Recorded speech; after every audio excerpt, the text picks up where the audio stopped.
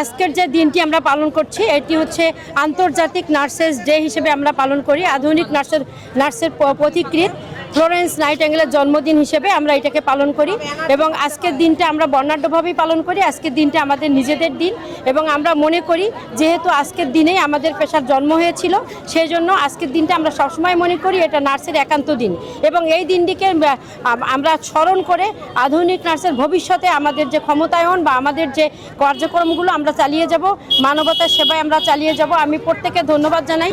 আজকের দিন উপলক্ষে বাংলাদেশ নার্সেস অ্যাসোসিয়েশন সাধারণ নার্সদের সহযোগিতায় আমাদের আজকের দিন হচ্ছে সকালবেলা র্যালি হলো আমাদের, আপনারা দেখলেন। এর জন্য আমাদের রেডি হয়ে এবার 11টার সময় আমাদের আলোচনা সভা আছে।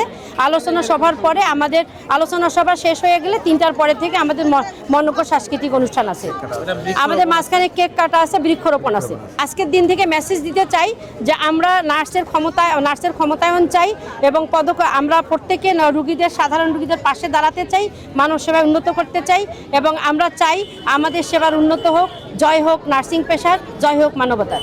রংপুরে এই প্রথম এক ছাদের নিচে সৌন্দর্য ও স্কিন কেয়ারের আধুনিক ও নির্ভরযোগ্য সমাধান ডাক্তার মেনুনাস অ্যাস্থেটিক লেজার।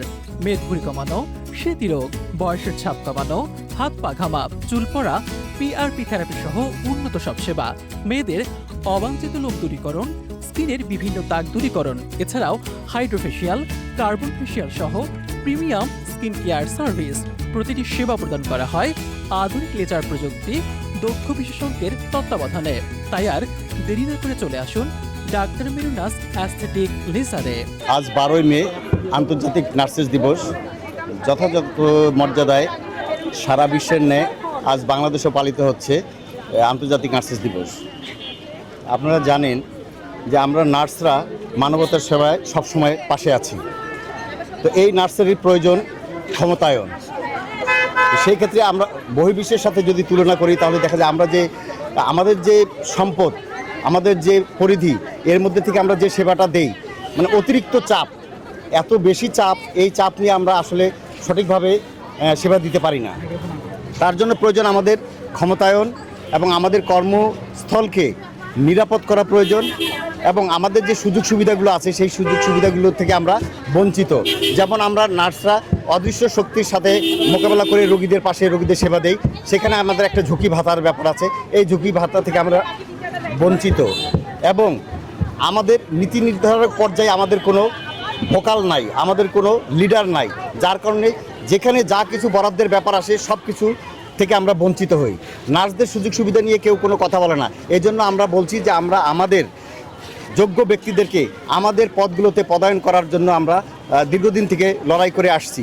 তাই আজকে এই আন্তর্জাতিক নার্সেস দিবসে ঊর্ধ্বতন কর্তৃপক্ষকে এবং বাংলাদেশের বর্তমান সরকারের মাননীয় প্রধানমন্ত্রী জনাব তারেক রহমানের প্রতি আকুল আবেদন যে আমাদের এই নার্সিং ডিপার্টমেন্টকে একটু উনি সুদৃষ্টি দেন এবং আমাদের এই নার্সিং ডিপার্টমেন্টকে সুন্দরভাবে সাজিয়ে দেন এবং আমাদের পদগুলোতে আমরা যেন যেতে পারি সেই ব্যবস্থা এবং বিসিএসের ক্যাডার ভিত্তিক, মানে বিসিএস যেটাকে বলে পোস্ট বেসিকের বিসিএস ক্যাডারে আওতাভুক্ত করার জন্য আমরা অনুরোধ করতেছি। আমাদের নার্সের অধিকার এবং ক্ষমতায়ন আমরা আমাদের ইয়ে থেকে বাস্তবায়ন করতে পারি, সেই ইয়েতে আমরা আজকে সবাই বর্ণাঢ্য র্যালি করেছি। আমাদের আনুষ্ঠানিকতা শেষে আবার বৃক্ষরোপণ আছে, আমাদের কেক কাটার আয়োজন আছে।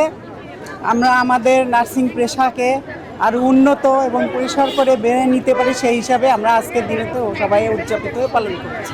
আমি আজকে ফ্লোরেন্স নাইটিঙ্গেল সেজেছি। ফ্লোরেন্স নাইটিঙ্গেল 12ই মে ইতালি শহরের ফ্লোরেন্স শহরে জন্মগ্রহণ করেন।